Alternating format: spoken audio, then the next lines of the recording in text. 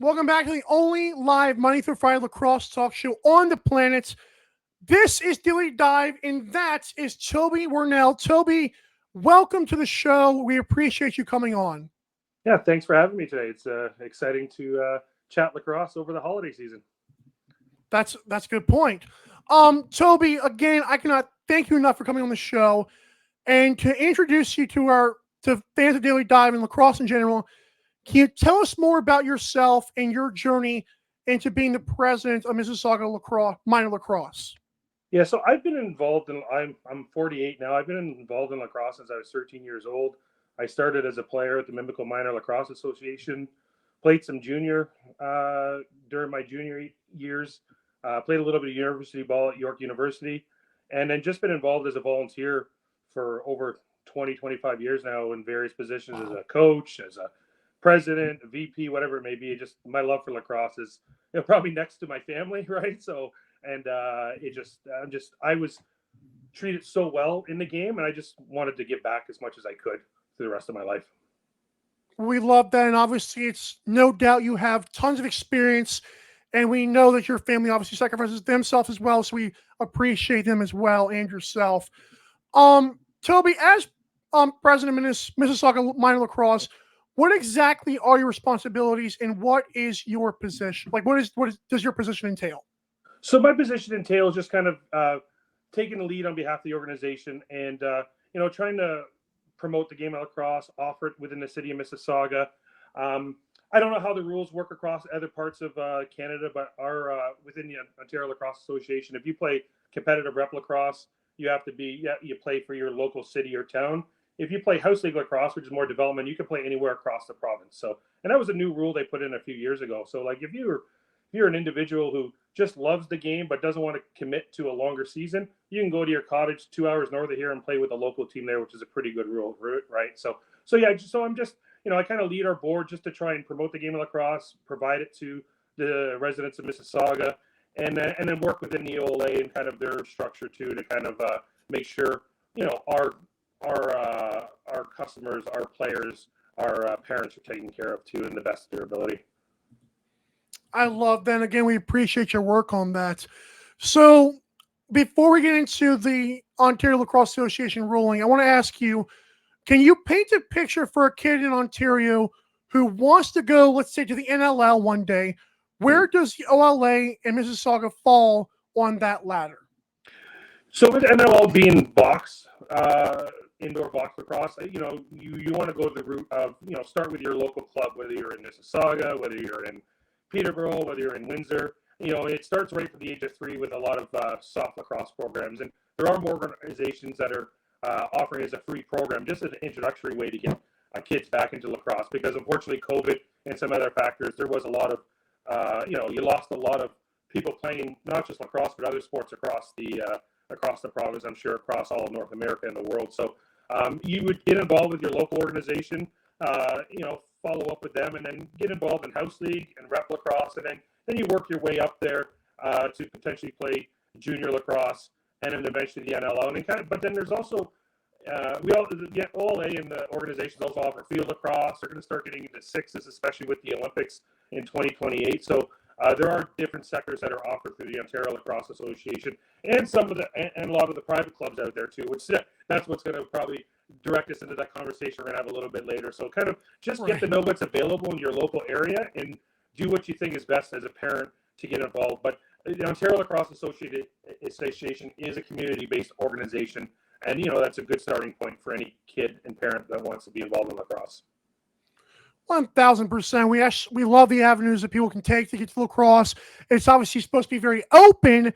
And Toby, real quick, before we get to the nitty gritty, I think we're having some static over there. Even though we can hear you, can you log back into the email link that we sent you? And sure. Just make sure that connection refreshes. Okay. Thank you so much. We're talking here to Toby Warnell. And we're going to take a quick break, everybody. We'll be right back to Daily Dive. We're talking to Toby Warnell of Mississauga Minor Lacrosse. We appreciate him so much for giving us his time. We'll be right back, everybody. Don't go anywhere. Daily Dive will be right back.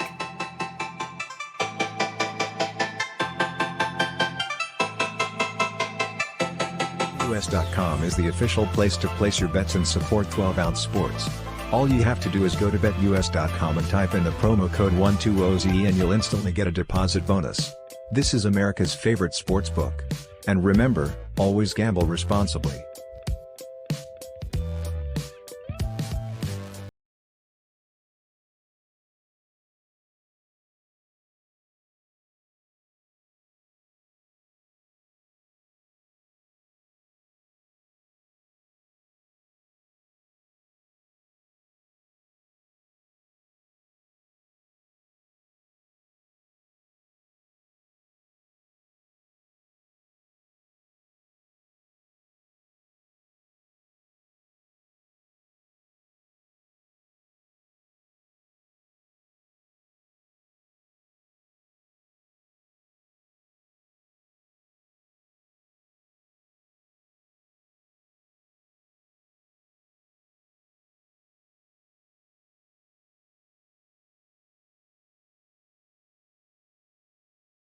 Welcome back here to Daily Dive. We appreciate Toby for coming on the show today. Once again, Toby Warnell, president of Mississauga Minor Lacrosse. What a great way to come back. We're getting to the nitty gritty now. You ready? I think I'm ready. Yes. Okay. Lord have mercy. So we heard what Ontario Lacrosse can do for people and Mississauga as well. But then this barbaric, if you will, ruling comes down. Explain what that was and what was your immediate reaction being in the position that you are?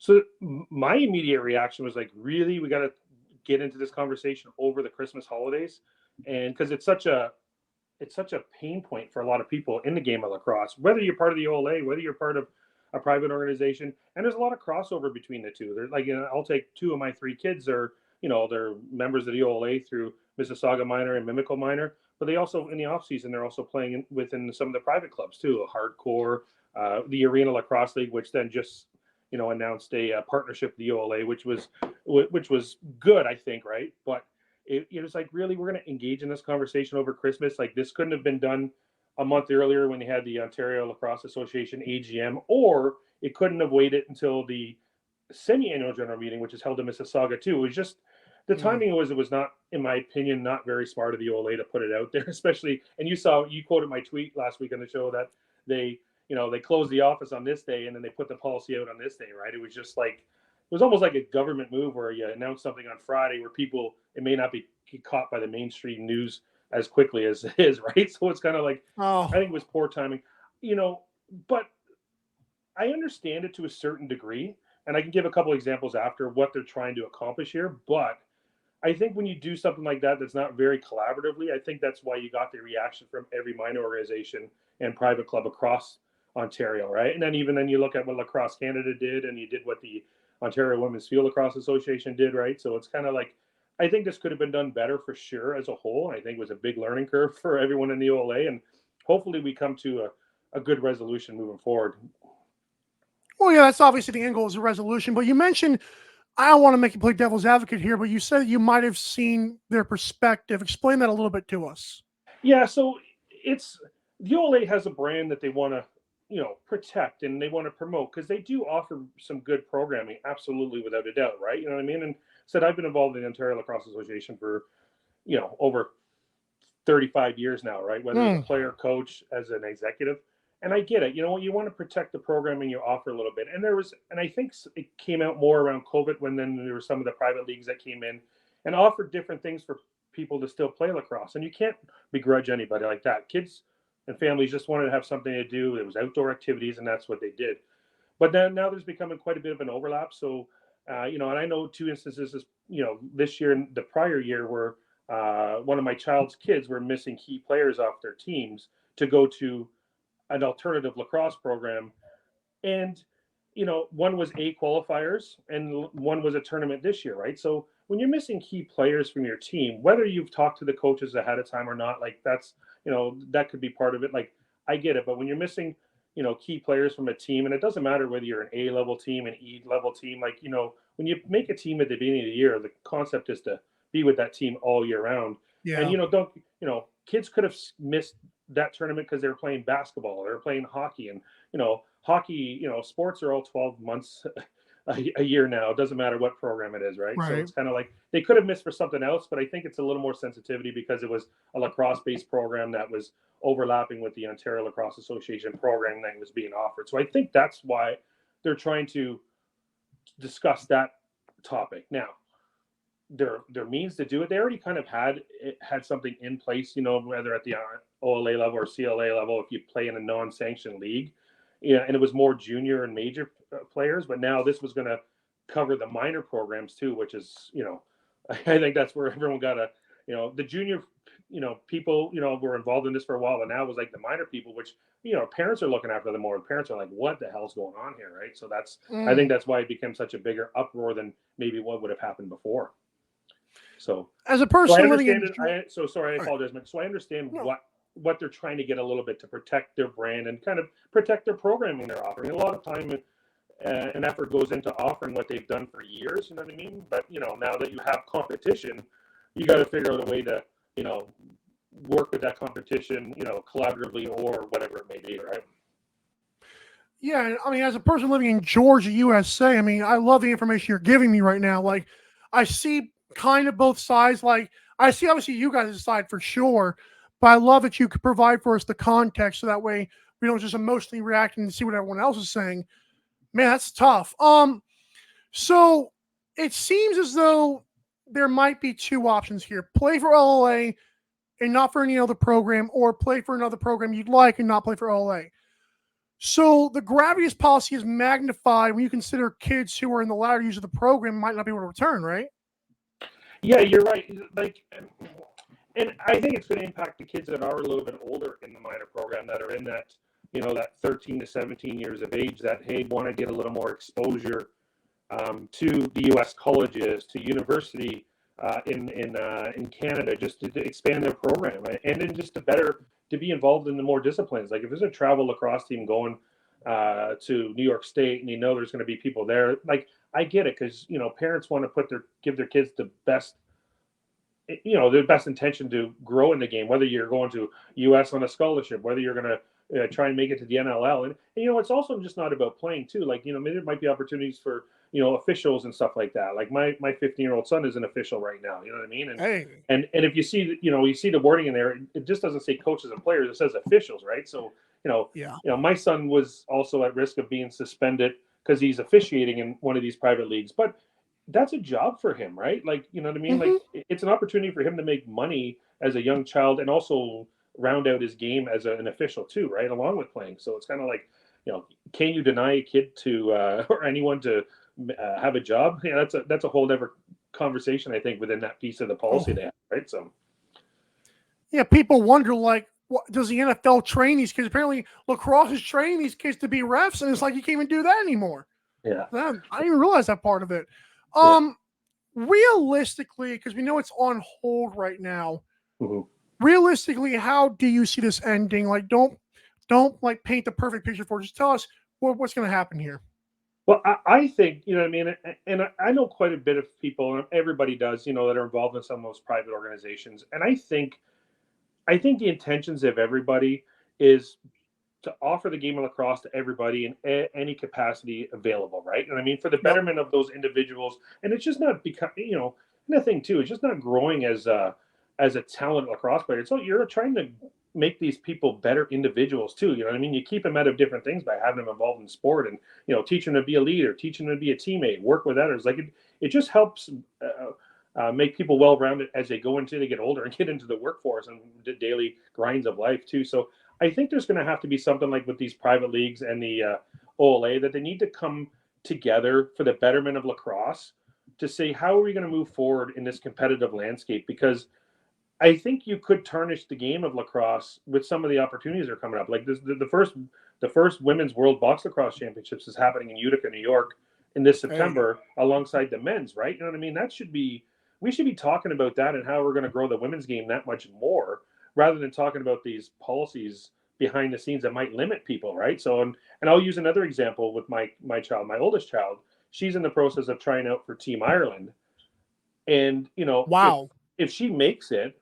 and she participates in some things leading up to that, she could be suspended from the OLA too, right? So that's where I'm wearing two hats as a member of the OLA, but then also as a parent of a bunch of kids in lacrosse too, right? So, and there's other people that are impacted like that. There's players off our team from our U22 women's team that are trying out with England. There was a bunch of women that were going to play in the Arena Lacrosse League that was, their window was going to go into what the original window, what the lacrosse said, you're going to be suspended, right? So there was a lot of, it just, crap hit the fan there, right? So it's kind of like, so people just got to, and also then you talk about the Olympics. So we talk about the women's first world championships, and in 2028, you got the Olympics. So, there's got to be a way to keep this background noise behind the scenes, work collaboratively together, be, and understand each person's points in there, right? So, because it's like, you can't be yelling over each other. Like, you got to work collaboratively, because the end goal, everyone's excited that the Olympics have lacrosse now. It's a different program, sixes,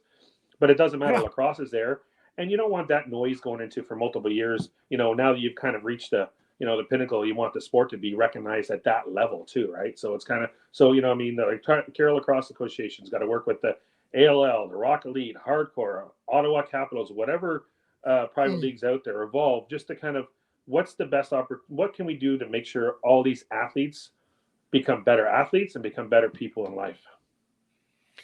Toby Warnell, I have to say, this has been, you provide the information that I definitely was craving and didn't know how to achieve this information, but you've been great with this. I want to end on a high note for you here. Sure. What is the future of the Mississauga Badgers? Like, when is you guys' next season? Also, what is your favorite NLL team? So we have a bit of disconnect in our house with, I'll answer the NLL one first. We have a bit of disconnect in our house because everyone loves the Toronto Rock. However, my oldest daughter, Raina, she went to high school and one of her math teachers was John Tavares. So she's become a Buffalo Bandits fan. So it causes a lot of friendly tension in our room, right? So anytime I see John, I give him a hard time saying, you turned one of my family members against me here being a Buffalo Bandits fan. But it works out well. Buffalo's only an hour away. Like, so we go watch Toronto Rock games. We go see Buffalo games, right? So in the house, Toronto Rock is the favorite team, other than my daughter Raina, who is Buffalo Bandits fan. So myself, my wife, Bobby, and Hazel, Toronto Rock. Raina is Buffalo. She's the outcast here.